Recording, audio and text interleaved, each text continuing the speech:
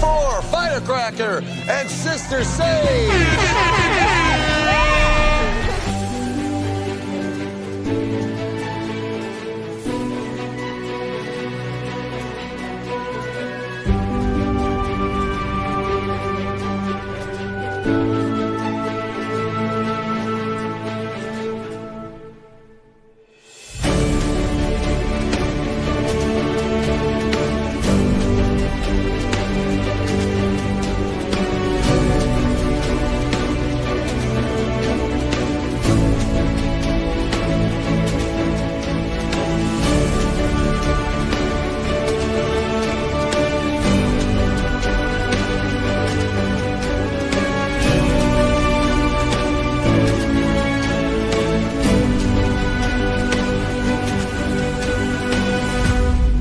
Come on down here, darling. Come on down.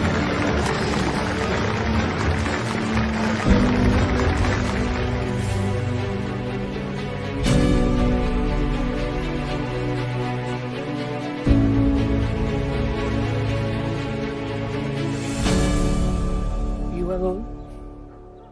Someone shot at me and missed. See, that's cool. Shoot back? Yeah. You get him? No, I missed too. It happens more often than you think. Because you suck at shooting, or like in general?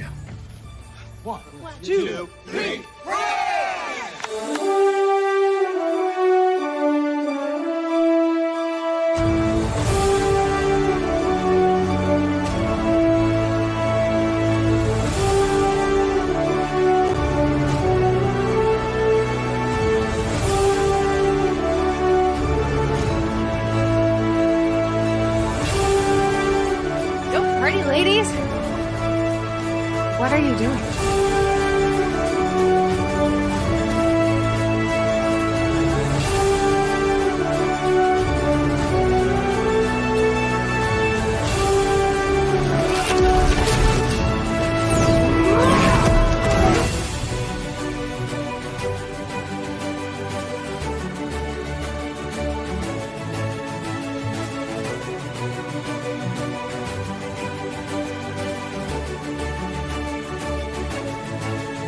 Trespassing. No, I knocked. Not all homosexuals are fashionable, but everyone who is fashionable is a homosexual.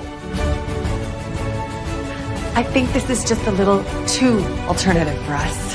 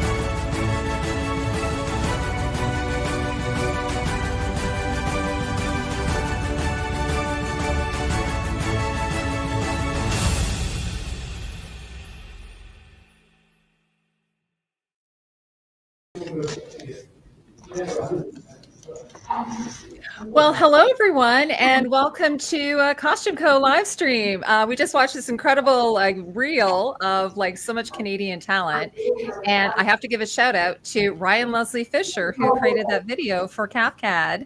But anyway, I have a wonderful panel here with me tonight.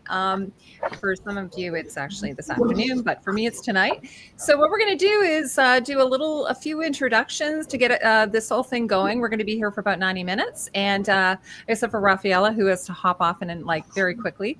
So we'll get to her sooner than that. But anyway, well, before we get going with some questions, why don't we just go around the panel and everyone can introduce themselves. Joanna, why don't we start with you? You're in my left corner, top left corner. Yes, hi Heidi. Hi. It was wonderful to see you all, everyone on the West Coast. I'm Joanna Syrokomla. I'm a costume designer in Toronto, and I'm mostly known for Murdoch Mysteries, having done 7 or 8 seasons of the show. I'm starting to lose track. I also the founder of the CAFTCAD Awards and one of the founding members of CAFTCAD. So thank you for having me. Well, it's a pleasure having you. And then we have Allisa. Allisa, oh, maybe she popped off. Okay, we'll go to her next. Allisa might be having some connectivity issues, so we might have her coming in and out throughout the stream. But Anthea, why don't you tell everybody a little bit about yourself? Hi, everybody. It's lovely to be here, and thanks for that great video. There is so much skill in Canada. It's wonderful to see. I'm a textile artist, so I'm known in the industry as a dyer, breakdown artist, and textile artist. And I joined the industry in 1997, crashed right into key on big builds. So that's the world I'm familiar with. It's the big builds where you have lots of people and lots of stuff going on. And it's been a wonderful journey for me. And I'm also known as a teacher because I kept teaching part-time and helped found the Costuming for Stage and Screen department at Capilano University. So. Thanks, Anthea. Well, Elisa's back. Hi, Allisa. Do you want to tell everyone a little bit about yourself? I'm so sorry. That's okay. My name is Allisa Swanson. I am a costume designer. I'm on the West Coast in Vancouver, and I also am recently past president for CAFTCAD.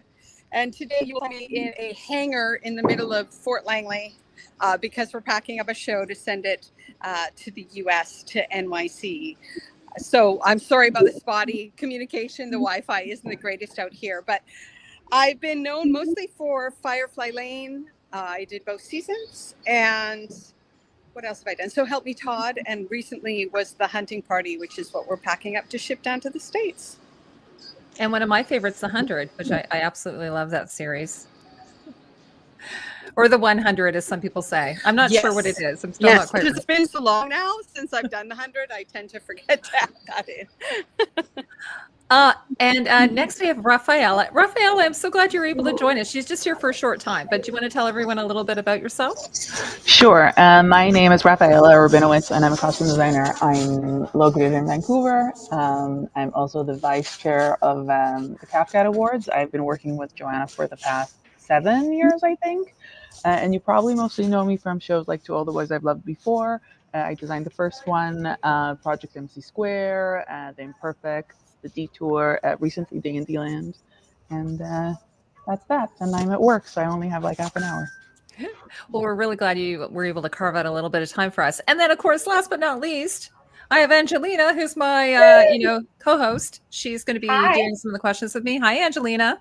Tell everyone about yourself. Well, my name's Angelina, and I'm co-hosting with the most amazing Heidi today to talk about costumes, which we all love. I've been a costume designer for about 25 years in Vancouver. Love and have a passion for what I do. My recent job was Rise of the Pink Ladies for Paramount Pictures, which I won an award at the CAFTCAD for period costumes. Also known for working on designing falling and I'll stand for Stephen King. Yeah, that's actually how I met you originally, was The Stand. Yes. That's how this lovely relationship began. Yes, over our love of horror. Yes. And Stephen King. So anyway, what we're going to do is before we kind of get into the questions, I have. Oh, by the way, and I was going to mention we are sadly Joan Lovett was supposed to join us, and she unfortunately is under the weather. So we will definitely have Joan back on a future. We want to do this again, and hear from her. But before we do, we're going to have Allisa's going to do some just some remarks, and then we're going to follow that up with Joanna, who's going to tell us a little bit how the award started. Allisa, are you there? There she is. Yay!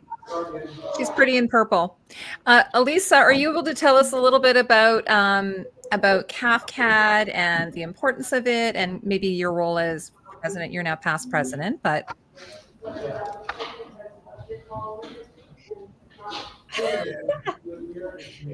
did you hear me? No, she's okay. not again. Okay. Well, Joanna can fill in some of this part for us, as we know. So, Joanna, you're a past president. You could tell us a little bit about CAFTCAD, and maybe you can fill us in a little bit about that and our viewers. Sorry to put you on the spot.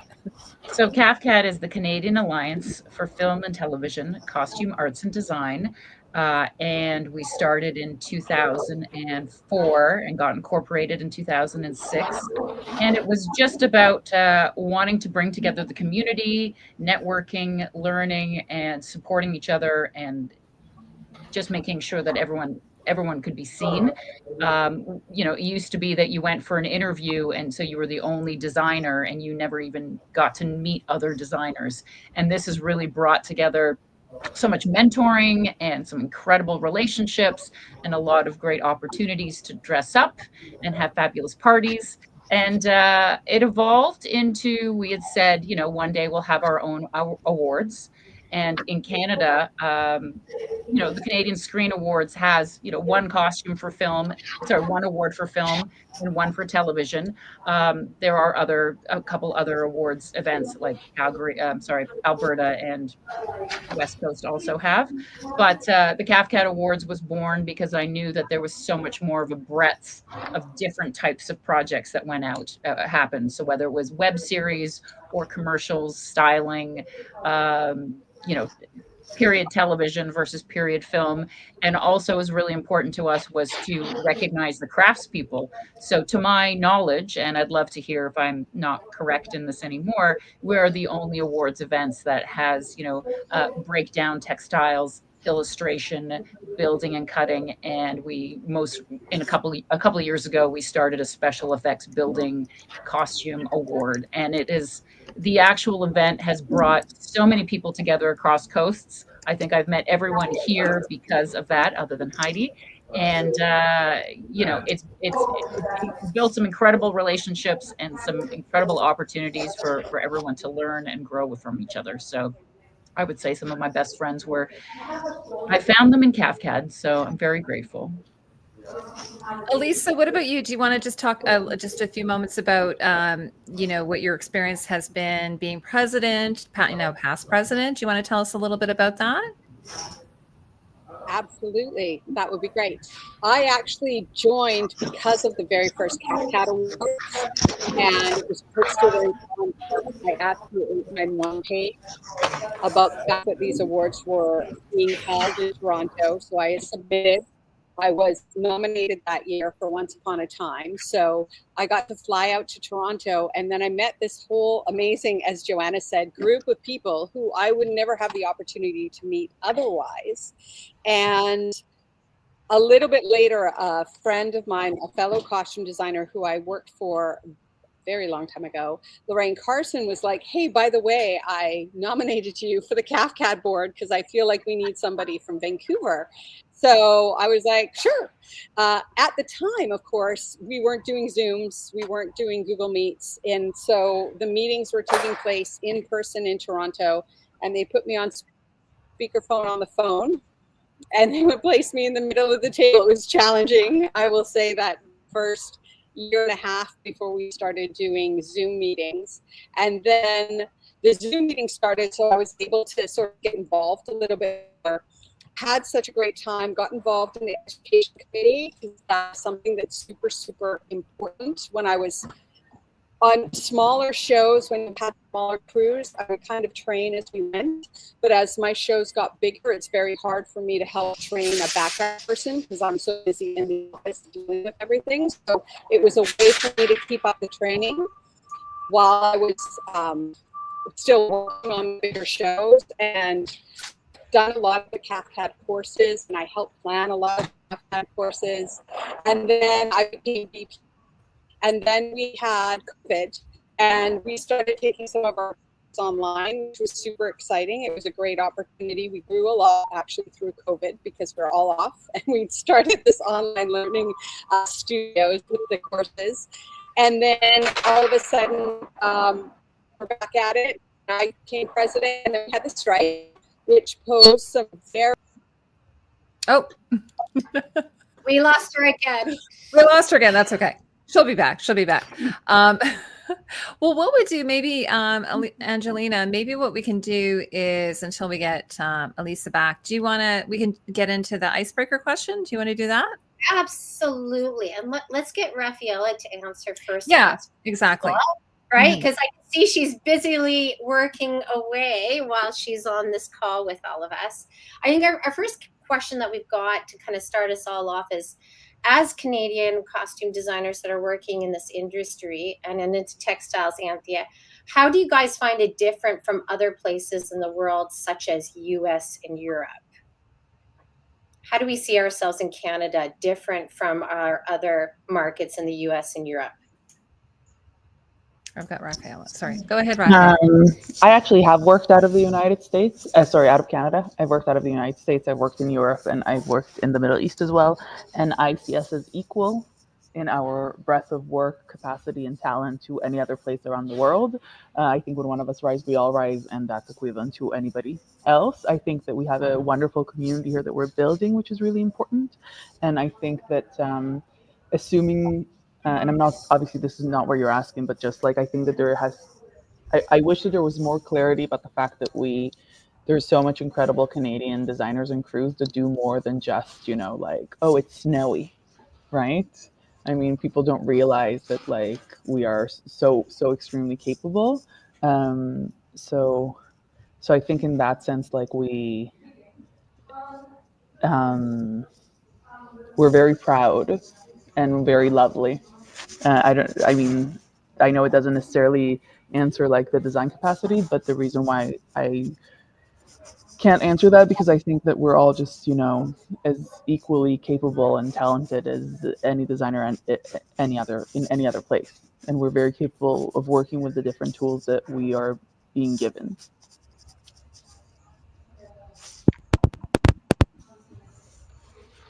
Angelina, do you want to, Joe, do you want to go next? Joanna, you want to go next? I have not worked outside of Canada. However, Rafaella and I had the incredible opportunity when we went down to Los Angeles for Rafaella's as a Costume Designers Guild nomination. Cynthia Summers took us around her show. And I learned that in the US, there was much more of a tradition of having workshops in studios. So, you would have a tailoring shop separate that would help all of the shows on that lot. I think it was Warner Brothers we went down to, Raf? It was Warner Brothers. Or you would have a breakdown store, or you would have an on-site costume house, that type of thing. And that's where they share their cutters.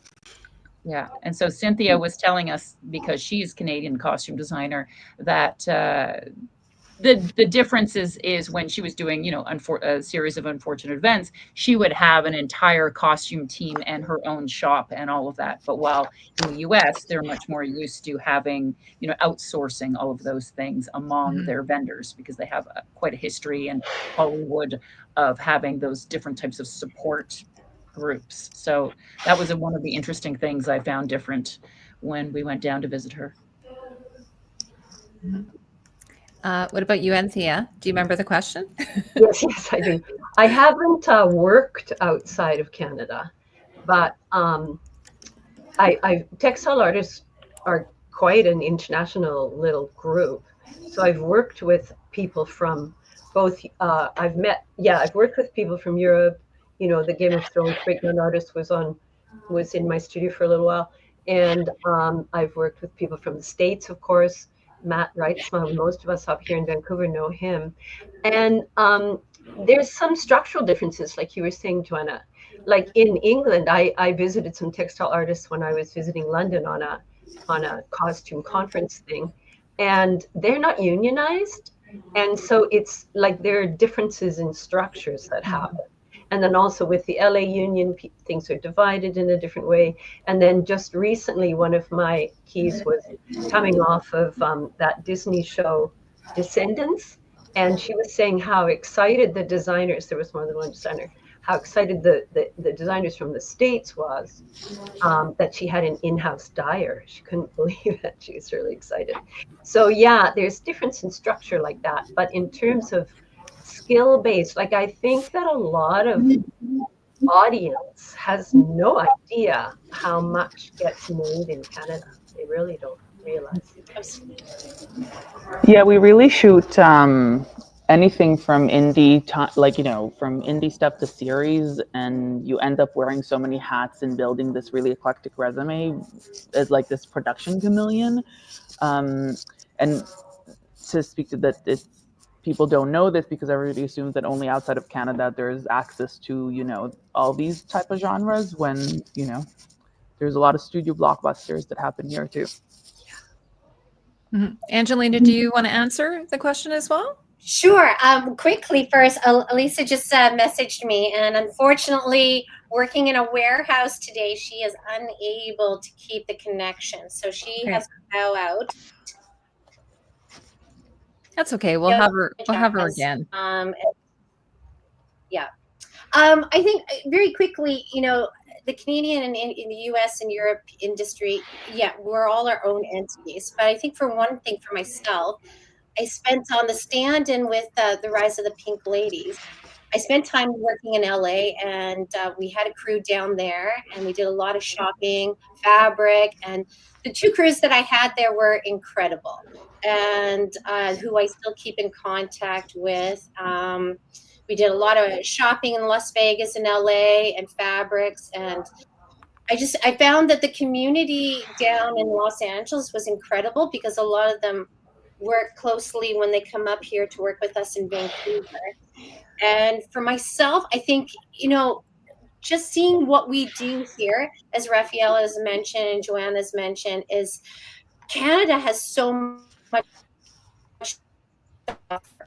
designers and design crews that we have in the costume department and the textiles and the builders and all the craft people that's involved, that I think sometimes that producers and directors and studios don't realize how much incredible talent that there is. But one of the greatest things is when we do get together and we shoot something in Vancouver and we need help from our peers in the States or in Europe to get a production done here in Canada, we all come together and we unite. So that's one of the things that I notice with the last couple shows that I've worked with. It's incredible how helpful, and everybody wants to get the same job done. So I think in the end, we're all the same.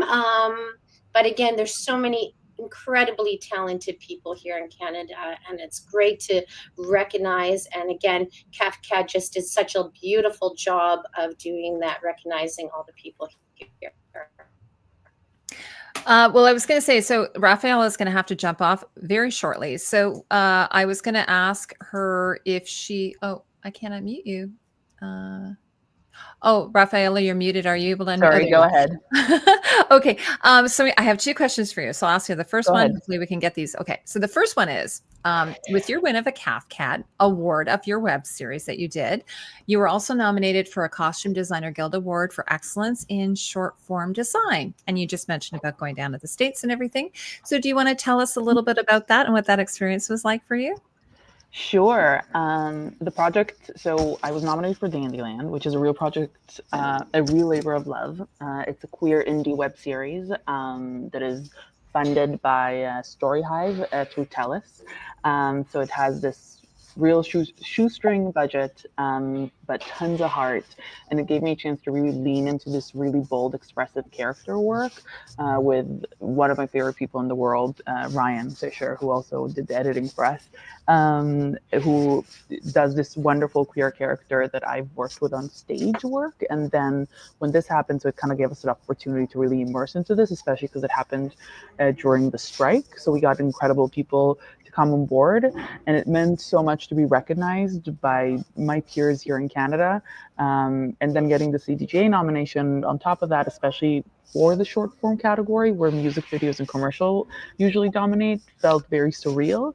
It also meant Canadian work, especially queer and low budget storytelling, was being seen in a more international platform, which I was just grateful to be able to like put that type of work out there.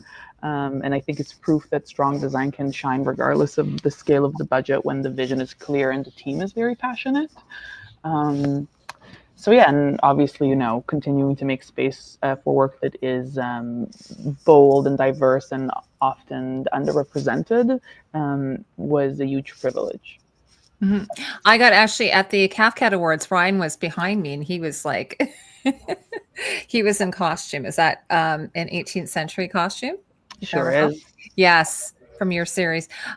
Now, Rafaella, okay, so one of the things I know, you're very busy. You were like, I have a short amount of time. So are you allowed to tell us what you're working on? Obviously, you're on some fun, hot new project. I don't know that I can tell you the name, but it's an experimental indie feature that plays with the genre and time. It's like a mumblecore that meets surrealism, and the costumes are this really wild mix of wild naturalism with texture and really cool silhouettes, while also peeping into the 80s.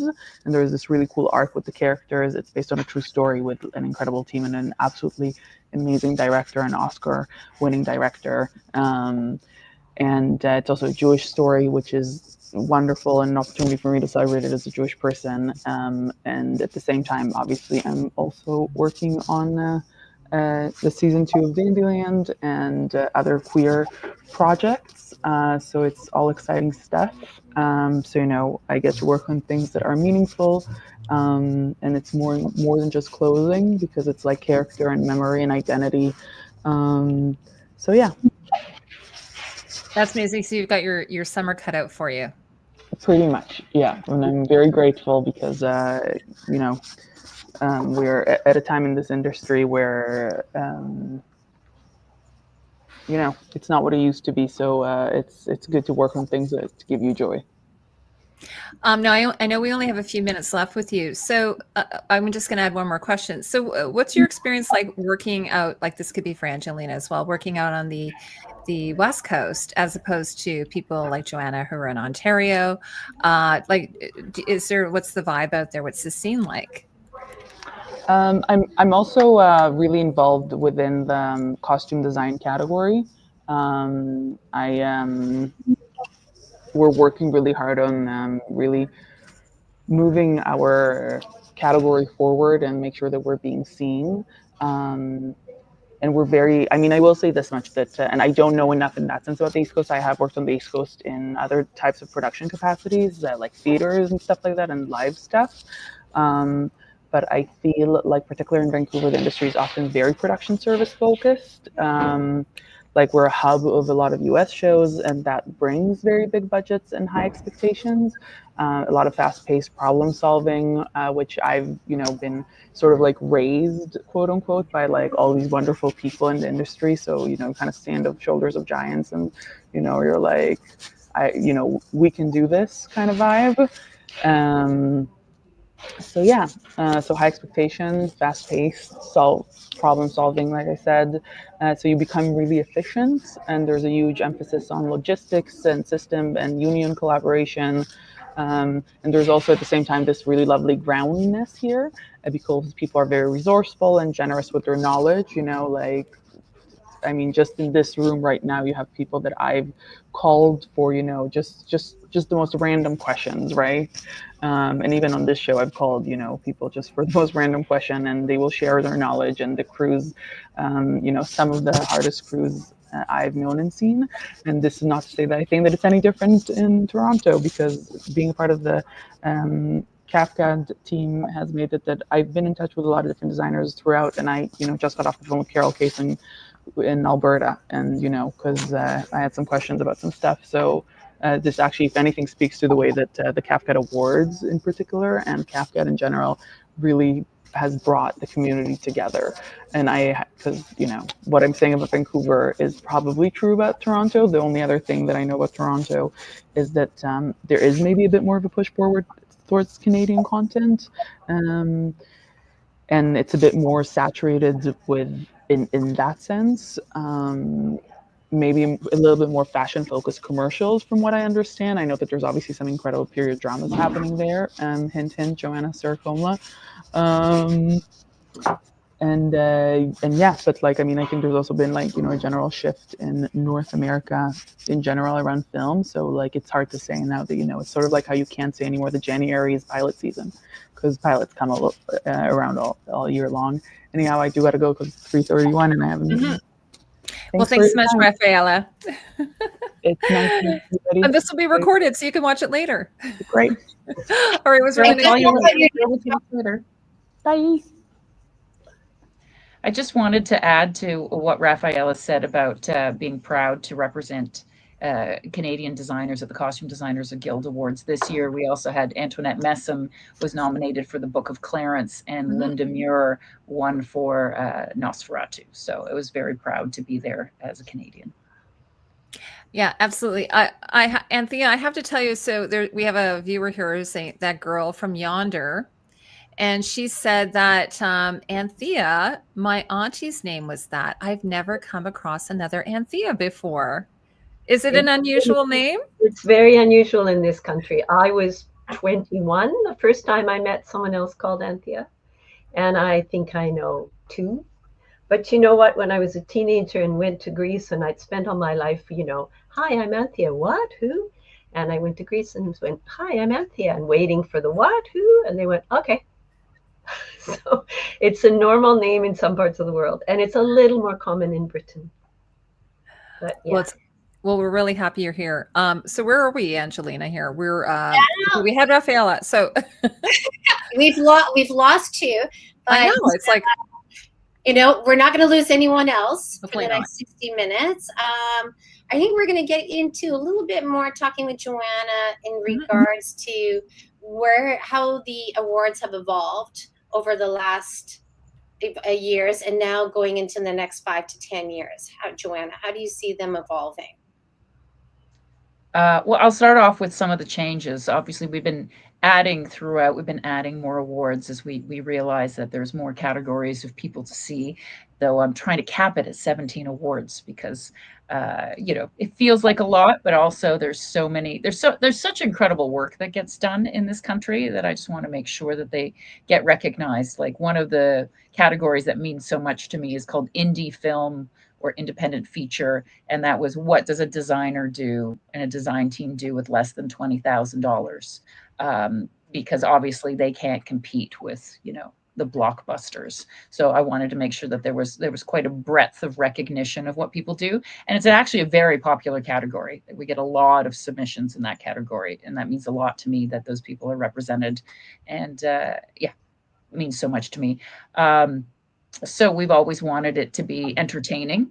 And we always write, in-house costume jokes, you know, and hopefully our audience really, I think our audience really appreciates all of the in-humor that we do. So we like to have a lot of fun with it. And if I'm going to produce an awards show, I'm going to have a dance sequence for sure. So, you know, we try and make them entertaining. And I think the audience, you know, some appreciate it, and some, you know, don't really get it, and some love it, and some laugh all night long. But what's really important, I think, is the speeches. People are like, Anthea, people were talking for weeks about your speech and how touching it was, and people talking about their experiences. I think everyone really, really loves that. Another thing that we just did last year that I really loved is that we had a panel discussion the night before that was kind of a nominee cocktail evening. And it was about how to be a leader in the costume department, because many of us are like, oh, when I grow up, I want to be a costume designer. I get to pick pretty clothes and fabrics and whatnot. And then perhaps more in Canada, because the costume supervisor role is much stronger in the US, but in Canada, in many cases, the costume designer has to lead the department. And, you know, it's personalities, it's how do you critique, and how do you support, and how do you get the best out of your team. And that was with Carlos Rosario, Luis Cicada, and it was an enlightening discussion that I think brought people together, and I think people really appreciated that. So, you know, we're hoping to do more events around the CAFTCAD Awards, so when people do come, they fly in. And you know, we're hoping, you know, in a couple of years that we'll get to do it on the West Coast. So we're starting to feel that out, because we'd love to do, you know, we'd love to have it in various places across Canada. But it's funny, from the very first time that this thing started, you know, I used to have 5 months off between seasons.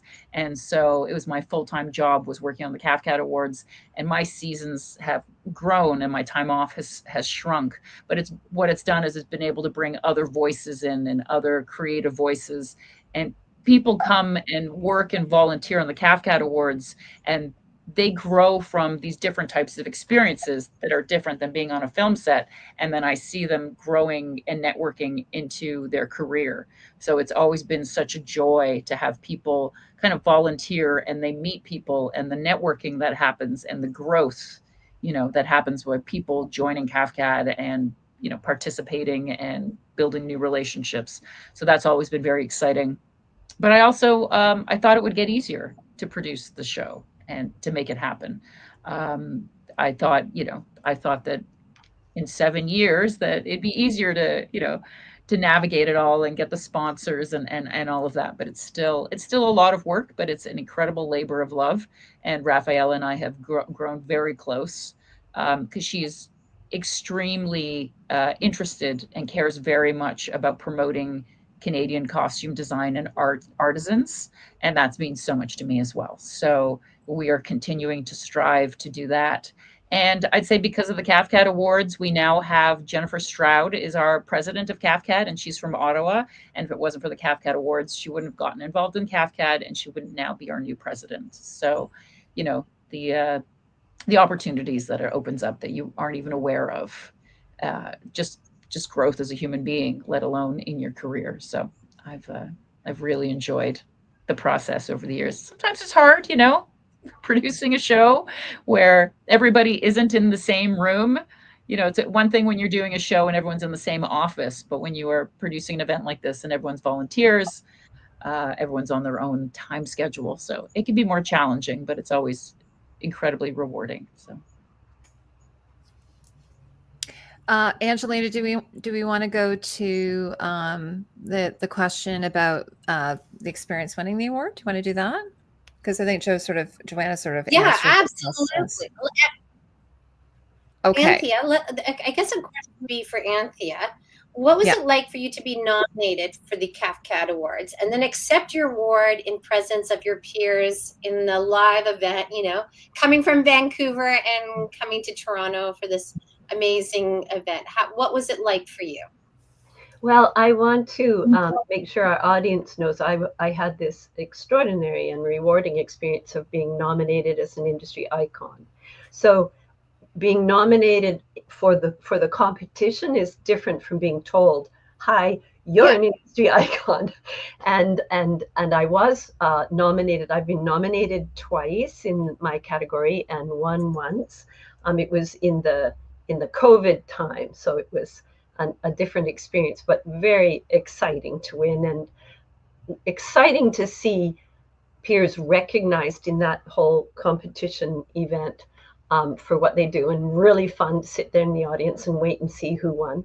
But this time around, I already knew that this was a done and dusted kind of situation. And it was incredibly rewarding because I'm kind of on the verge of retiring. I don't know that I'll ever completely retire because I'm still writing with around costumes. I'm actually on a little show, but I'm just the helper to Emily. Not a little show, it's fairly big build. But anyway, to be able to address my community like that, rather than just disappearing, was very heartwarming for me. And over these years, I've just seen so many students and so many peers gain so much skill. Like, it was lovely to be able to say, what an amazing thing we've built, and everyone should be so proud of themselves. I was grateful for that opportunity. And it was very nice to do it live in that venue. It's really nice to gather together. So altogether, very rewarding. Yes, and Anthea, you were also at that industry night the night before, because that's where I met you. Yes. That was a good idea. That was a good idea. It's too bad we're so far apart, because it's expensive to, there are helpers now, CAFTCAD helps when it can, and IATSE 891 has started a new policy of helping people get to reward events, which is very helpful. But it's a long way, like Canada's big. So, but it's important to get together, and it makes a difference to be in person. And that event the night before was great. Now, Angelina, since you asked Anthea the question, I will ask you the question because it would be weird asking yourself, right? Okay. So what was it like for you to be nominated for a CAFTCAD Award? I saw your speech, so I know how you felt. You want to tell us about it? You know what? First of all, it was my first time ever going to a CAFTCAD Award ceremony, and I was completely impressed by the evening. I felt I was so engaged and felt like I was almost in this dream world, sitting in the front, at the front with our crew. And for me, it was, I think, being a designer. I've been a set supervisor. I've worked in breakdown. I've been a buyer. I've done every position in the industry. And for me, just to listen to all individuals up at their acceptance speeches, to me that was incredible. I had tears in my eyes. My stomach felt, that excitement for everyone that was getting up, and I could feel the emotion in each of the speeches, and their gratitude to their team, their gratitude to the production company. And it's like, and I think I've mentioned to you this before, Heidi, it's not a glamorous job. It's never has been. It's never going to be, but it's the most rewarding job that you'll ever do. And when you work as hard as we do in this industry, and when I sat there and watched that 6-minute video, my heart was just filled with so much love and compassion for all of the members' work that was up there. And it was like me as a mother watching my 8 or a 10-year-old, up on stage. I had tears in my eyes.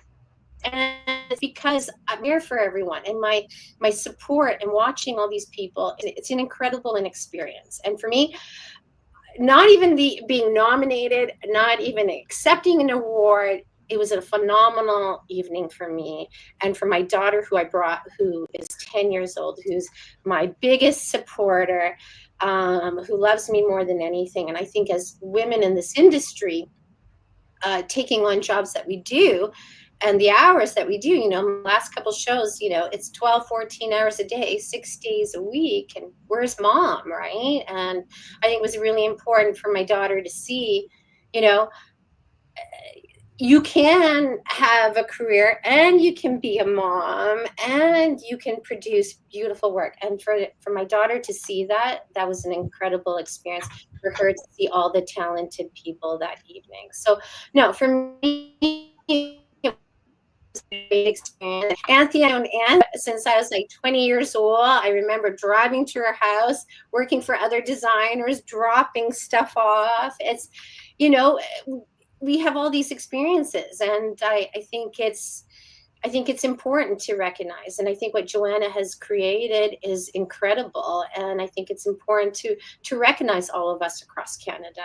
And again, it's like, yes, when I think about it, you know, coming to those awards, I wanted to bring the whole crew with us. There was 60 of us just in Vancouver who worked on The Rise of the Pink Ladies. That didn't include my Toronto team, and that didn't include the team in Toronto, and also the team that we had working overseas sewing costumes for us. So it's like, you want to share that experience with everyone. And, you know, it was just, for me, it was a very memorable moment. And I had no idea I was going to win. I had no inkling. I was like, no, I'm just happy to be here. And I remember I was listening to all the names come up, and I was just so happy. I was like hearing everybody's names. And then I didn't even hear my name. And Indira nudged me and said, Mom, they just called your name. Get up, right? So I was, you know, I was just so captured in the moment. And I was just very proud of everyone that I saw and all the beautiful work that was created. So yeah, it was an amazing experience. Yeah, and your daughter was there to share that with you. That was amazing. I was going to say, one of the things I have to tell you, having spoken to quite a few costume designers over the last few years, is the one thing I noticed about designers is how generous they are in, you know, doing shout outs to their team. And, you know, I think some professions, they are very guarded. They don't want to be open about it. They want to be very guarded, but costume designers are always so like, you know, I want to thank all of these amazing, you know, artists who worked on this. And I love especially when I do an interview and they shout out even the individual people. I love that so much. I interviewed Tom Pye, and he even sent me pictures of his crew, and he wanted me to include the pictures. So just, you know, I just think that's amazing. And I don't think that's specific to Canada. I just think it's of the industry. Angelina, do you want to ask? Go ahead, Joanna.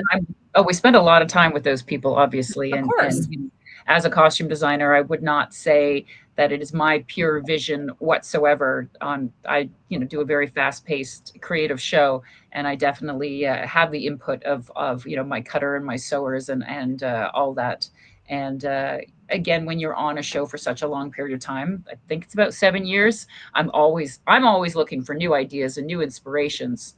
And so, you know, I love the input of my team, and they mean a lot to me. So I know that, you know, when I just won the Canadian Screen Award, and you know, I was being called out on set, congratulatory, you know what I mean? They were calling me out on set, which was really touching. I just wanted everyone there to know that even though it was my name on the award, it was also a contribution of the lighting and the hair and the makeup and the editing and the music that then brought that award to me at that moment. So I know for sure that it's not just, you know, whatever it was that I came up with, but it's a huge group effort. So it's very gratifying. And I think you can go ahead, Angelina. Heidi, it truly is. It takes a small village to do what we do. And it's all of us supporting each other, and it's all of us coming together. And, you know, Joan's not now, but Joan and I, it was in 2010, we were doing Human Target. It was at 10 o'clock at night, and we were in the washing and dry room, and there was 5 ladies plus myself finishing these last minute breakdowns. Oh yeah. You know, and we're starting a brand new season of a series that was huge. And Joan's like, no, we got to get it done. It's like 10 o'clock at night. I don't care. She's like, we're going to do it. So again, it truly does take a small village to what we do. And it's not just our award. It's everybody's award. It's those kids who come back at the end of the night, and they've driven all around town trying to find the best pieces to bring back and put on the rack, you know. And it's the people that are working in the construction part of making the costumes. It's Anthea, you know, working with her team breaking down the costumes. Entities, a lot of people don't really realize how many people it takes to build one costume. And it's the support and it's the partnership. Yeah, I think outside of the industry, people have no idea how many people there are. Like when I first started going to academic conferences, I went to the Society of Cinema and Media Studies. And when I was with a friend who's an anthropologist, and she would introduce me, Anthea, some costumes, and they would say, "Oh, you're the designer." And I would say, "No, I'm not the designer." And it was like they actually really didn't know that there were so many other people. And it's really lovely from inside. I feel so appreciated. Like designers, like you say, voice this appreciation all the time. But like a recent panel of the Shogun team, they started with 85 people in costumes, just in costumes, and went up to over 100. And we know that this can be a norm. It's not common, but it's not extraordinary. There's that many people. And people outside the industry, and maybe people wondering if they could get into the industry, they don't realize the volume and also the kind of international, like Angelina, you're just saying, plus your team overseas. You also had a team overseas. Like, it's incredible. It's huge. And yeah, that was like an ecosystem. Yeah. Yeah. Yeah, Angelina, you were using Siam. I remember you because you introduced me to them. Oh, and you know what? Daryl just sent me a message the other day. He's like, "Angelina, do you have any new projects coming?" And he was incredible. I was like, "I need more fabrics," and he would just send me within like 5 days. I would have a box full of fabrics I couldn't find anywhere locally or in the States. But it was just incredible, and we didn't have enough time to build, and we had other people to build stuff, and Siam was incredible. They got the job done, and they worked closely with us, and you would never know they were in Bangkok and we were in Vancouver. It was as if they were right next to me, building the costume and getting all the approvals and sending back to us. So yeah, absolutely, it truly does take a village to do what we do. Angelina, we have a couple of specific, I can't speak now, a couple of specific questions for Anthea. Do you have one? Do you want to ask her? Absolutely. Okay, great. Joan's not here today. Yeah. But it's Anthea, I consider you the original OG of Hollywood North. And, there's a group of you who I have a huge respect towards and would mentor. Looking back now, what it was like getting into the industry back in the time of Magani 1 Jump Street, what is the biggest difference that you see from the time when you started in this industry and now looking where you're like, I'm almost semi-retired and I got one foot still in the industry? What do you see the difference, and what is the growth that you've seen? Well, the growth was incredible. Joan started earlier than I, and so when I hear designers or friends in the book club talking about the early days of only 3 people and there were no costume trucks and they were working at the back end of their car, like that's an amazing chapter of the growth that happened. Maybe I'm sure in Eastern Canada too, but certainly here in BC. And that I only saw through friends. I didn't know that. I was part of this crazy Eaters of the Dead is what it was called when we were working on it. And it was 13th Warrior when it landed. And when 13th Warrior landed, the costume coordinator knew that she needed more people than the union had. So she just threw out a call. And so I landed in this well-funded big build with like 8 cutters and, the whole 9 yards. And as a key, with a dedicated shopper. I didn't even know what a dedicated shopper was. But I had already been a textile artist for decades and a teacher in a textile arts department. So I knew how to say, okay, this is what I need. Set up this, and I need these people, and I need that people. And the thing that was so amazing, I mean, what changed in Vancouver, at first there was only like 1 giant feature a year. And then there were 2. And it was like, okay, we need to split up now, my favorite key and I, because we're both needed somewhere, different places. And at that time, there weren't dedicated spaces. So I think one of the differences still with Vancouver is every time a show lands, even though they're now able to find space in buildings that were built for film production, they still have to set up from zero. You know, they still say, okay, we need 25,000 square feet and we need 5 washing machines, and you're still setting up from zero. So, but the growth change is that we used to scramble for a space. Oh, is there a garage that we could use? Oh, somebody's moving out of this building. Maybe we can move in for 4 months, you know? And that's been a big change. The skill base grew really fast. And it partly grew so fast because we were sharing and building a community and sharing our knowledge and sharing our help, which we still do. I know Emily, when she was on Descendants, ran out of a certain color, and it was in New York, and it was like, uh-oh, I'm going to run out of this color. And just started phoning other people on other shows and saying, have you got any, you know, Carnival in the cupboard? And so we still support one another in that way. I think now one of the changes, like there are technical changes, which I've seen through the decades. I remember the first 3D camera, and everyone was going crazy, and the tech on the whites had to be completely different, and everyone was going, oh no, how are we going to make it work?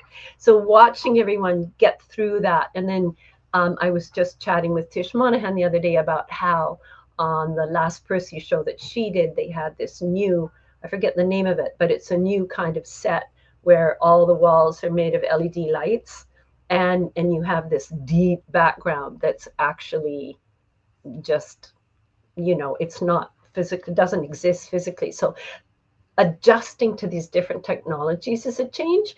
And for someone in my field too, it's a change because, you know, we watched the whole green screen period where we were dyeing that crazy green and making that all work and removing green from things. And then we moved into the period when you didn't have to do that anymore. And now we see recycled fabrics coming to us, and they all dye in a completely different way. And we see, you know, we see different laser cut things coming to us, or we want to take advantage of 3D building. And you have to just stay on top of it, like keep your eye on the ball and watch how it's changing. And then the whole lighting, the LED lighting. I think functionally right now, I think something that's not such a positive is there's more time pressure. I think the time pressure has always been there, and I think it's increased. And that's, you know, that whole adage, you can have it, you can't have all three. You can't have it cheap and good and fast. You can only have two. And there's a lot of pressure happening there because the time seems to have compressed even further. But the other change is the shifts in the writer's strike made a very big shift in how much was available. And I think Vancouver's still coming back. And I think that, you know, Vancouver, certainly my work has almost, not exclusively, but often been productions that were Hollywood productions, that were LA productions. And we might see that shift. I don't know. You just have to keep watching. Keep your eyes peeled, pay attention. Did that answer? Yeah, absolutely. And you know, and I think one thing that I've recognized is, you know, I had a director, showrunner stand in front of all of us before we were getting ready to go to camera. And we were in one of our last conceptual meetings, and he said, and this is what I found, that things started to change in Vancouver, in Toronto. He's like, you know, we're no longer going to the movie theater to watch a blockbuster theater, right? Show. We're now at home. And if you've got 500 shows streaming all at once, what's going to make us the best? And how are we going to stand out? And when someone clicks on their, you know, remote, you've got less than 60 seconds to capture that audience member's attention to whatever you're shooting. So really what's happened in our industry is now we're shooting these mini features in 1 hour, and we're expecting what someone does on a feature film to produce that in 12 to 15 days, everything from conceptually to your meetings to building it and then getting it ready on camera. And then all of a sudden, okay, we're on episode 1, but now we're going to start prepping episode 2, right? So I think we're constantly constantly revising ourselves and trying to get that market where we get the most amount of viewers watching. And we're always fighting time. And I think we're making these mini features into these 1-hour TV series, and and the audience loves it, right? They don't have to leave their homes. It's a click of a button. Well, I think also sorry, go ahead, Joanna. Sorry, I'm sorry. Go ahead. Also, one of the things that I don't think people understand is casting. So, with the advent of the internet and now everyone's doing self-tapes or Zoom auditions, people are not as locally based to the production. So people are coming in, flying in at the last moment, sometimes on their own dime. And but it also makes casting more challenging, because now, as opposed to what in the olden days, where everybody would go into the director and the producer would go into an audition room and watch a live audition, which was also recorded, is that now, since people are being selected on Zoom calls or self-tapes, what that means is that more people weigh in on the casting, which is, in my opinion, slowed down the casting process. So it's harder for us to get that information. And people, when I first started in the business, you called somebody and they answered the phone and they gave you an answer. Now it's like texting or WhatsApping or, Instagram messaging, or, like trying to gather the sizing information and book a fitting and all of that stuff. With technology, has actually, in my opinion, made it harder, because now there's so many different ways to communicate, and everyone's got their own way they want to communicate. And it's harder to get the actors' measurements and in the fitting room in time for you to do a great costume. So that is something that I feel like I'm battling, and I think a lot of other costume departments battle as well, is like trying to get the cast in time to make the costume good enough or strong enough, or broken down or weathered or doubles or whatever. So that's been an interesting challenge. Great answers, everyone. I have a question from an audience member. That girl from yonder, she asks, it's a super chat, by the way. That's very kind of you. You didn't have to do that. But anyway, she asks, how do you balance this is for everyone, she said. This is for everyone. How do you balance historical or genre accuracy with character-driven storytelling across such distinct worlds? Example, Greece, Dandyland, and beyond. And Joan, in your case, it would be the show that you're working on, which is, I believe it's 18th century, 19th century, I believe. Joanna, what's your show? What period is your show? I'm Edwardian, 1912. Edwardian. Okay, I'm not even close. Murdoch Mysteries. Okay, so who wants to start with that answer? Well, I was in a concept meeting today, and we do have something that we say on Murdoch. We say, is it period or is it Murdoch period? Oh, okay. Okay, that's interesting. We have created our own world. If we did remain wholly period, like the Nick is very period. And if we remained like that, women would be wearing cream blouses and serviceable dark suits. We have so many characters that come. We do a lot of episodes.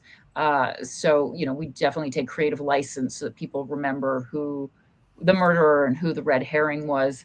And also on my show, because Murdoch invented the, fax machine, and he created GPS, like they're all, it's part of, the joy and the humor of the story. We feel that we can, branch out a little bit more. But I've been luckily being able to study the same period. I started when the show was in 1905. And it's amazing that I'm still finding new references and trying to grow within a period.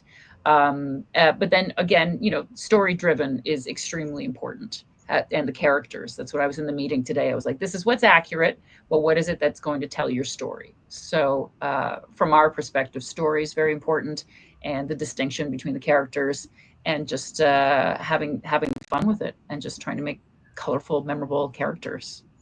Mm-hmm. And we're not historically accurate. I just want everyone to know Murdoch is not historically accurate. Well, even, when I was chatting with Carlos about Shogun, even, he took some license. You have to, like this is what we said, at the end of the day, you're telling a story, right?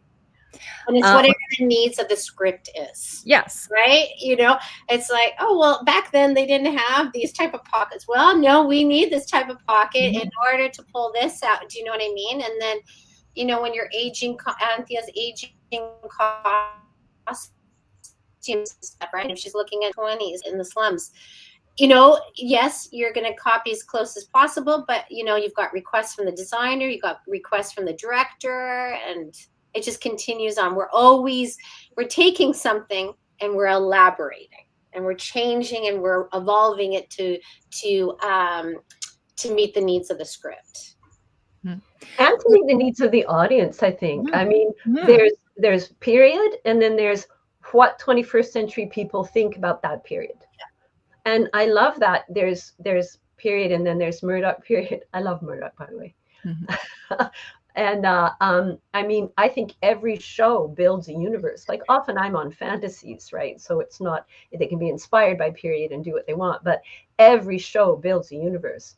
And as textile arts department breakdown, I'm working hard to fulfill someone else's vision, and I know that they've built that universe in their mind. So I can go to them with questions. You know, I can say, this is what I'm thinking, here's some samples, because there is a vision, there is a backstory, and it's there to be told, and so we can access it. But for sure there are different ideas, like even you know, broken down, like there are homeless people, and then there are somebody's concept of homeless people. And then there's one designer who will say, break it down, take it so far, oh my God, just wreck it. And I'll say, do you want any holes? And they'll say, oh, no holes. So you also have to really communicate and listen to the other creative voices that are building the vision.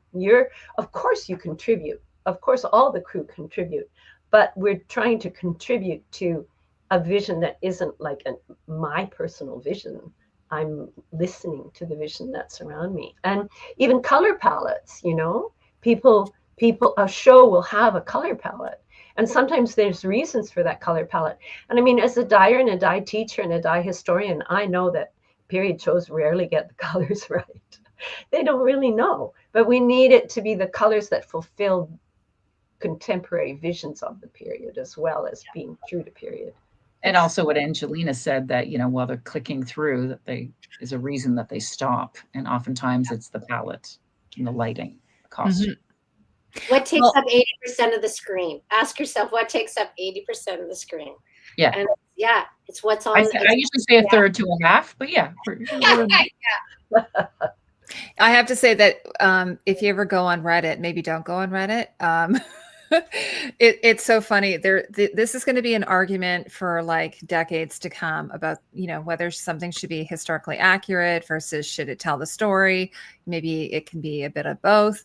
I'm of the mind that, you know, I'm into this telling of the story, so I'm watching a show. Even fantasy shows. I will argue with people, though, even a fantasy show, especially if it's grounded fantasy, will have some aspects of reality in it, and they're setting the rules and so on, and it has to fulfill those. Like Anthea is saying about color, you know, would they have had that in a medieval period? Well, that if it's a fantasy show, you know, possibly you can push the envelope a bit. But we have a little bit more time. Should we, Angelina, should we try and get a few more questions in? We don't have to. This has been really fun too. Absolutely. Okay, ladies. The next, I love being a co-host with Heidi. I love that being my co-host too. Let's do it again. I think here's one. Okay, is there a mentor or a moment in both of your careers that was a turning point from the beginning of your career and where your career is now? Yeah. Well, I would say it was the same teacher that Heidi and I had in university. Oh my God, really? Well, Mrs. Black, I mean, she definitely you know, set us on our path. Mrs. Black and Tony Abrams, who was our design teacher. Yeah, Tony, for sure. I now work with Tony Abramson's son-in-law, no, nephew-in-law. His nephew is married to someone that I work with all the time. So we talk about Mrs. Black all the time. She was definitely a strong-willed teacher, and when I was quite young, I was intimidated by that. But she was our costume teacher at it's now called TMU, but at the time it was the Ryerson Theater School. and just being able to see her pick up a pair of scissors and cut out a pattern out of fabric without any markings was remarkable. And giving us a framework to know that you need to know all the basics before you can move on, I think was really important. So, you know, as challenging as some of those sessions were, it was an important growth for sure. Yeah, absolutely. And through CAFTCAD, I've had some incredible mentors. Like, I've been overjoyed. You know, Louis Queda is one of them, and Antoinette Messam is another one. And just being able to, again, work on CAFTCAD initiatives and along the way glean information. And then now I can call Alex Kavanaugh and say, how did you do all those blood doubles in the Saw franchise, that type of thing. So, you know, I've had some, as I said, incredible mentors along the way, and I've been very, very fortunate. Great answer. Well, Yeah, I Mrs. looked at Black. this question last night, and I couldn't think of one mentor, but I decided that I found myself surrounded by such high skill. I found myself surrounded by cutters, and I realized I don't sew, by the way. This is something I have to confess. I sew a tiny, tiny bit, but really I don't sew. But I recognize that cutters are like sculptors, like they're incredible. They can look at something flat and curved on a table and know what kind of three-dimensional object it's going to return into, you know? And then I had leather workers around me, and then I had jewelers, and then I had sculptors. On Riddick, we had a dedicated sculptor in the costume department who would just sculpt whatever we needed. And we had a graphics designer, and we had, like, surrounded by skill, but not only traditional craft skills, also traditional craft skills and high level art skills and painters who always made it their goal to push the envelope. Like, they knew tradition, they were based, they were skilled, and they pushed the envelope. Like, how can we make this paint do something it's never done before? How can we make this leather look like something it's never looked like before?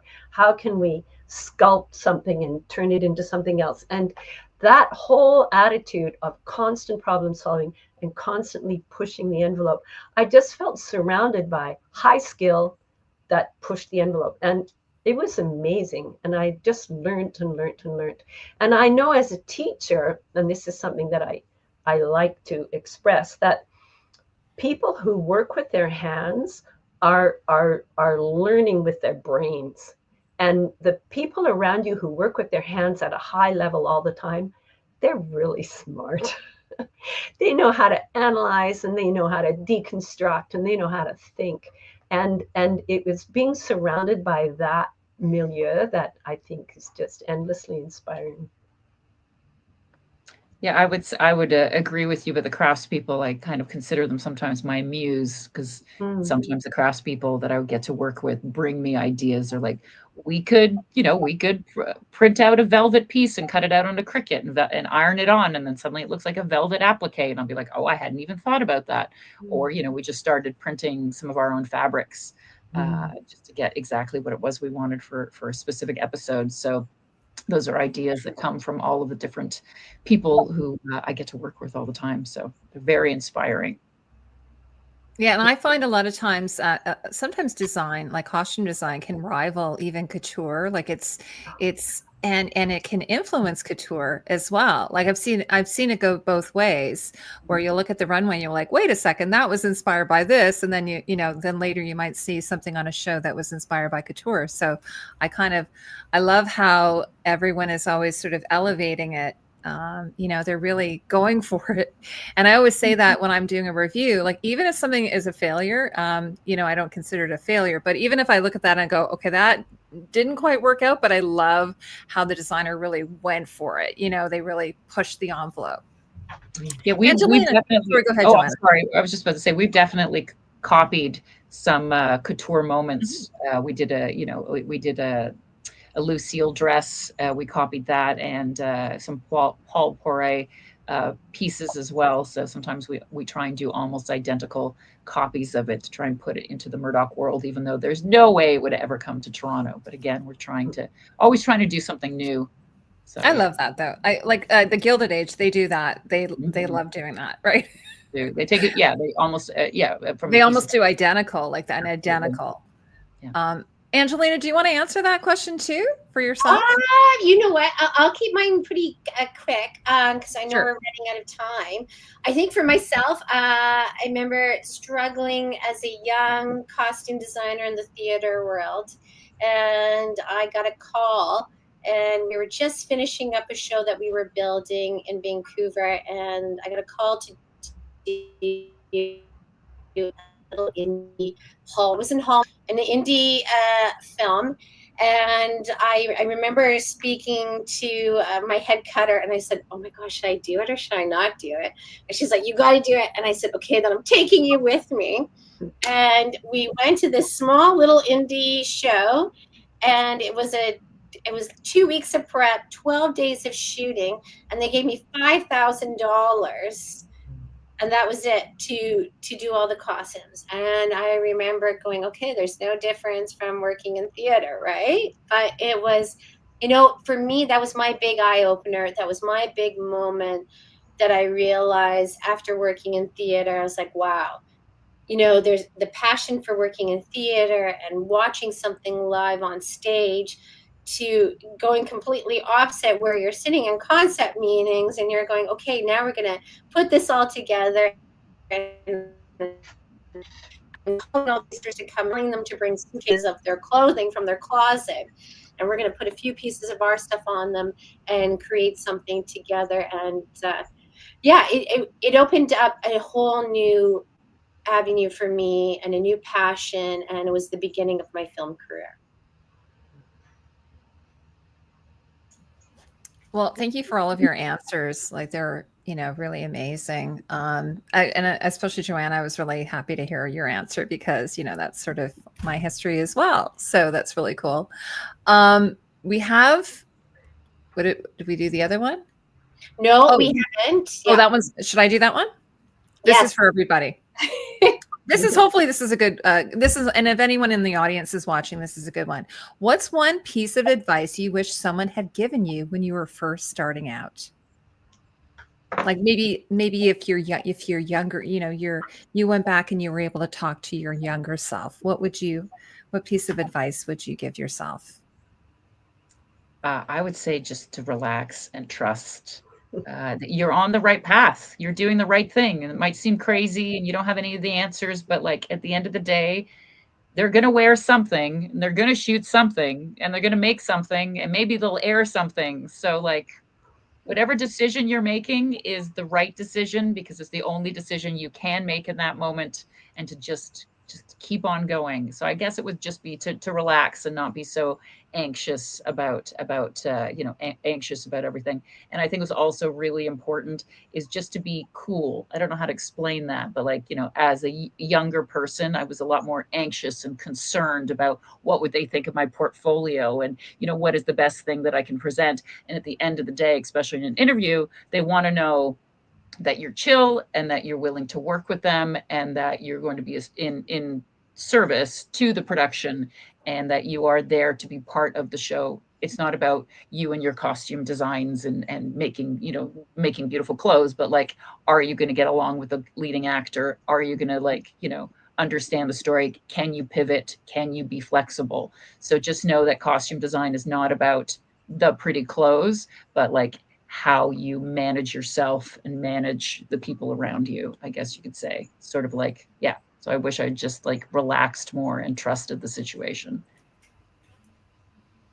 I think that I don't know. Do you find that as women that I don't know. I don't want to gender this, but do you find that we tend to be a bit harder on ourselves, like then, in these specific roles that you're like, I don't want to call it. What do they call that?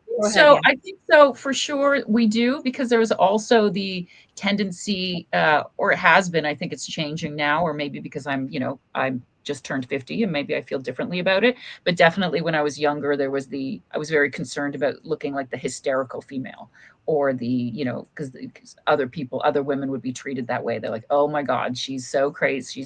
She's so worried. She's so crazy or whatever. And, men are usually instilled with more confidence. And I think that, as females, perhaps, again, just being more relaxed and trusting yourself, we may not have that because I, was very concerned about how is it going to look? How is it going to work out?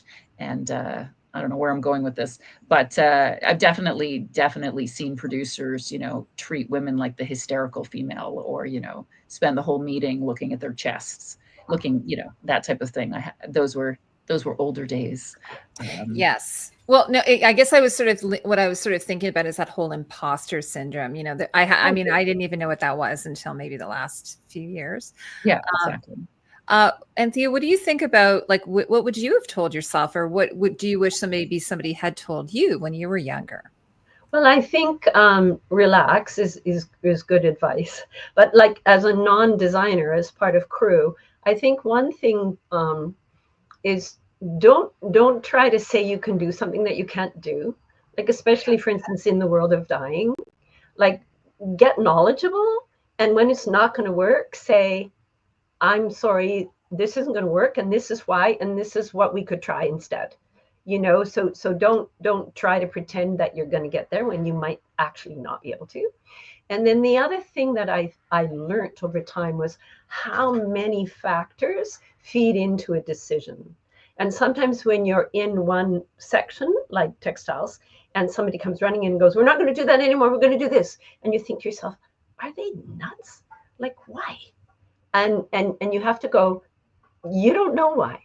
Maybe the dress was the same color as the couch, and you just haven't seen the couch. Like, there are so many factors. Just go with it. You're not going to know them all. Know that there are lots, and nobody's being hysterical or stupid or negative or hostile. They just need it to change for a reason.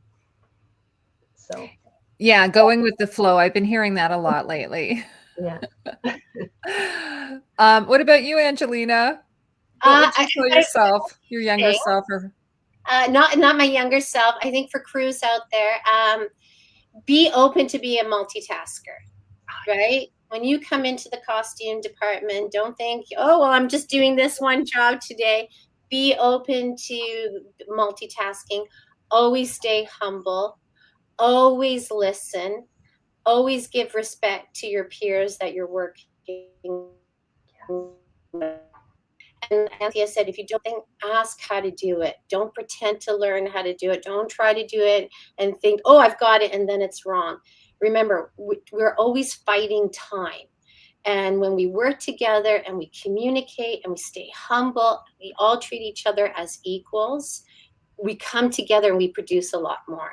And I think a lot of young, because the costume departments are getting bigger and bigger, and you're getting people who don't have as much experience coming on to a show.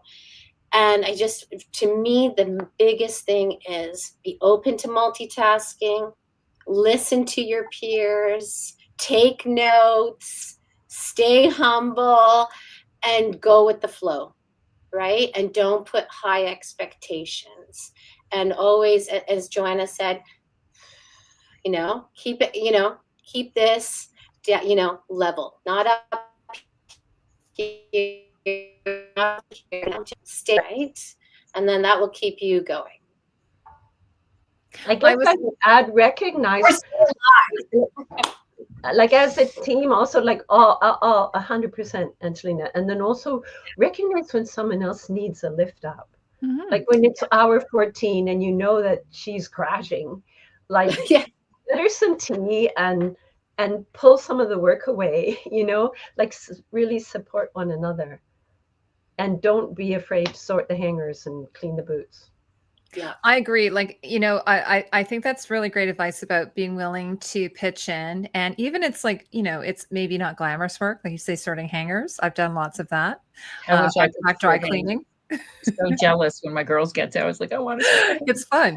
But what I was going to say regarding like the pretending that you kind of know what you're doing when you don't really, and you're like, I think that's a fake it till you make it thing. I don't know where that came from. Is that like, I don't want to say any specific generation, but that was always sort of frowned upon. I was told quite early, like I pretended to be able to do something that I didn't know how to do, and then that it just completely fell apart, and it was super embarrassing. So I think I learned pretty young that no, you can't do that. You need the skill.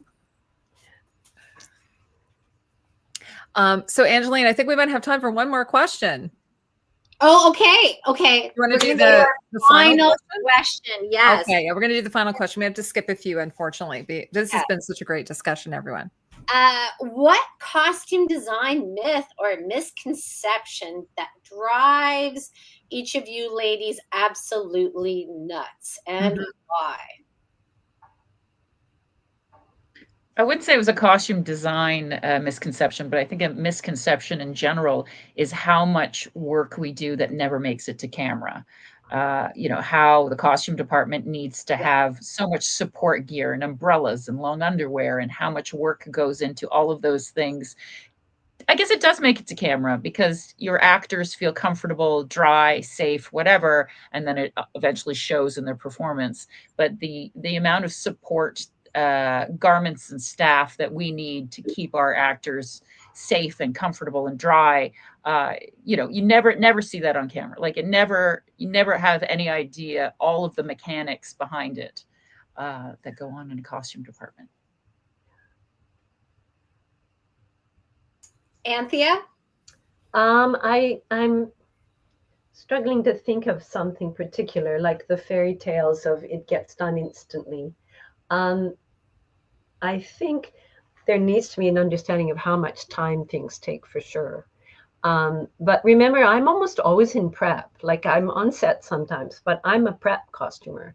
And when I went and saw the Shogun panel talk about costumes, I was reminded of what you're just talking about, Joanna, about how much passionate, creative, turn on a dime support there has to be on set for all those human beings. They're human beings, and they need to be looked after, and they need to be kept safe.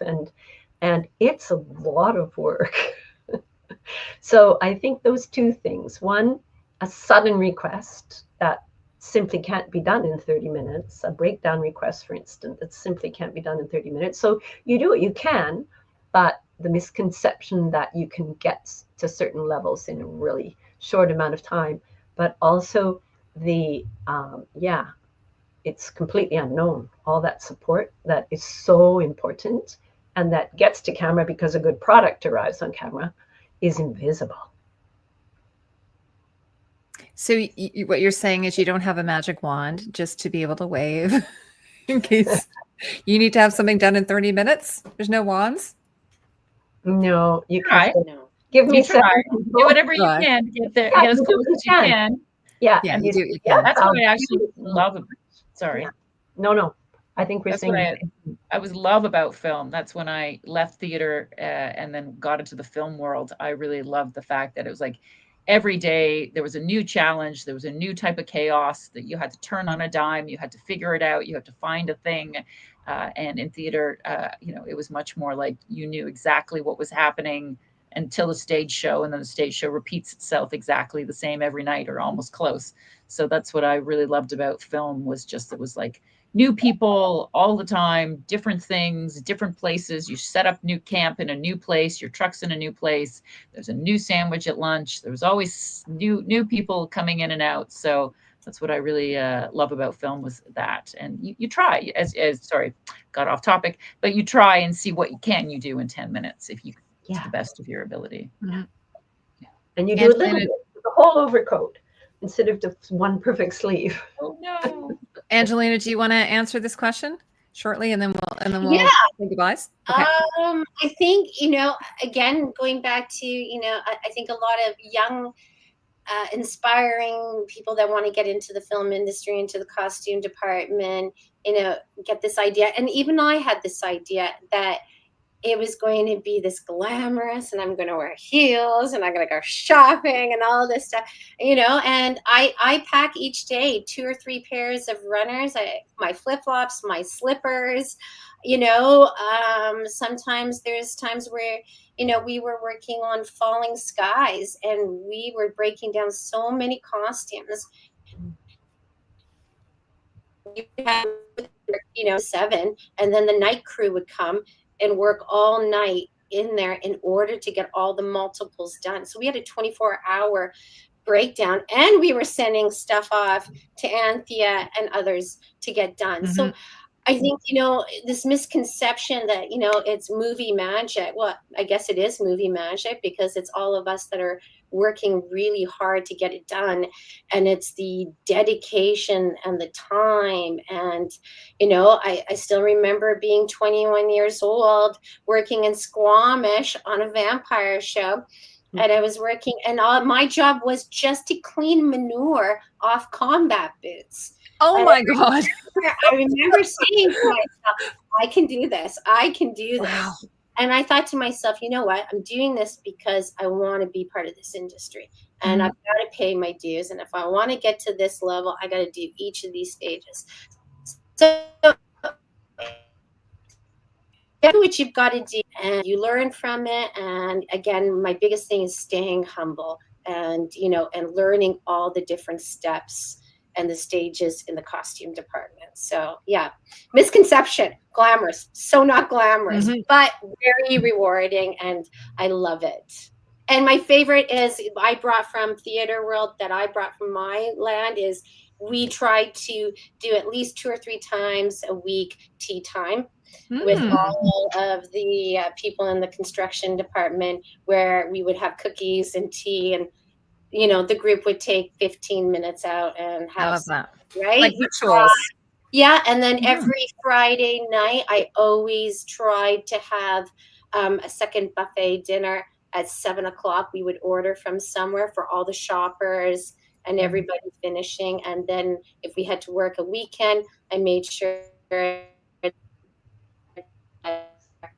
everybody came in. So just little things, because you live your life there. You go home, you drive home, you sleep for a few hours, and then you get up again, and then you do the routine again. And as Joanna's mentioned before, you're getting cast at the last minute, and then you're getting told, okay, you're going to work a 6th day, you're going to work a 7th day in order to get what you need done to make sure it gets onto camera. So yeah, movie magic. And it's so surreal to go home and do your own laundry. You're like, I know. It must be. Well, we have to wrap up. Sorry, all. This has been so delightful. But unfortunately, we have to wrap up. And I want to just, before we go, I want to just go around and just do, your final thoughts. Is that okay if we just do final thoughts? Will you be willing to stay for that? And I just want to let everyone know who's watching, either right now or on the replay, I think I call it the replay, that I've put everyone's social media contacts in the below. So you can go to their Instagram, you can go to their websites and check them out. You can go to their IMDb if you want to and see all the works that they've done, all the great Canadian talent that we have in this country. So so let's, Joanna, I'll start with you. Why don't any final thoughts on this whole thing, on CAFTCAD, just, whatever you want to say. Oh my goodness. Final thoughts was I'm very grateful that you and I have gotten to become connected again. Me too, absolutely. That's been quite a joy. Thank you so much. I do what I can to support the community and the costumers all the time. I care about Canadian costumes, design, artisans so much. It's my full-time second career after costume design. And I'm always excited to see what everyone does. As Angelina mentioned, when she was in tears watching that opening, I get to see it before everyone else does. And believe me, I'm pretty verklempt, and also watching it on the big screen with everyone. So I continue to love and honor and want the very best for all of us here in Canada. Before we go to Anthea, Joanna, I was going to tell you I've joined CAFTCAD, so I'm a member now. So I'm looking forward to future events and things like that in the GTA. Yeah, I'm very excited. So Anthea, what about you? Any final thoughts? Any words of wisdom or pearls that you'd like to share with us? Don't know about pearls, but I would say thanks again to CAFTCAD, because I do think CAFTCAD's presence is slowly growing and slowly gaining solidity and presence, and I think it's really good for the bigger community in Canada to know how much work is done here and how much skill there is here. And people who want to get into the industry, just keep doing stuff.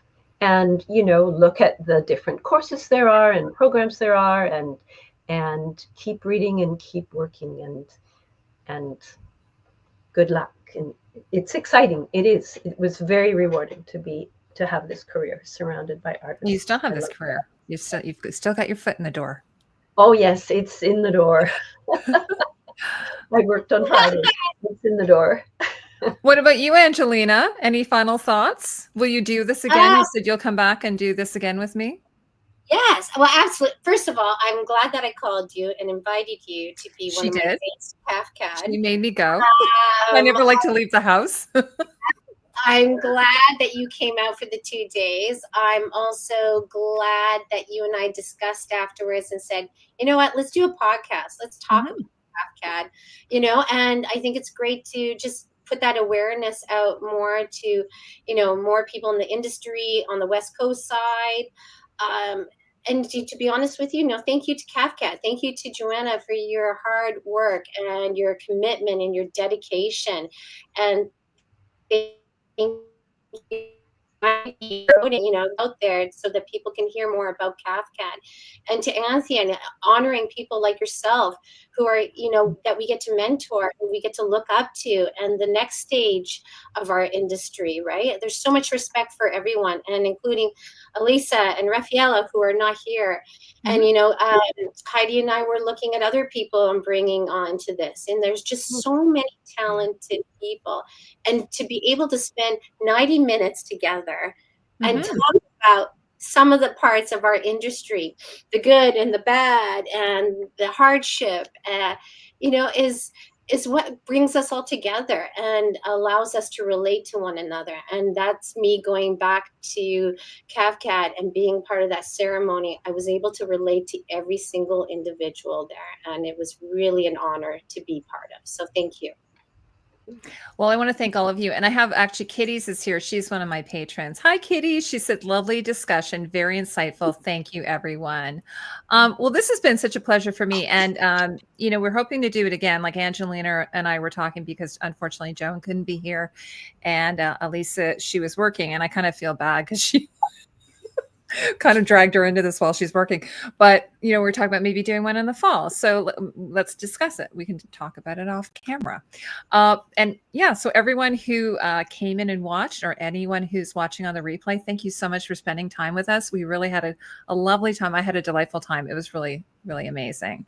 So thanks, everyone. Have a lovely evening. And we'll see you again soon, hopefully. Bye. Bye. We usually wave. Yes, bye. Bye.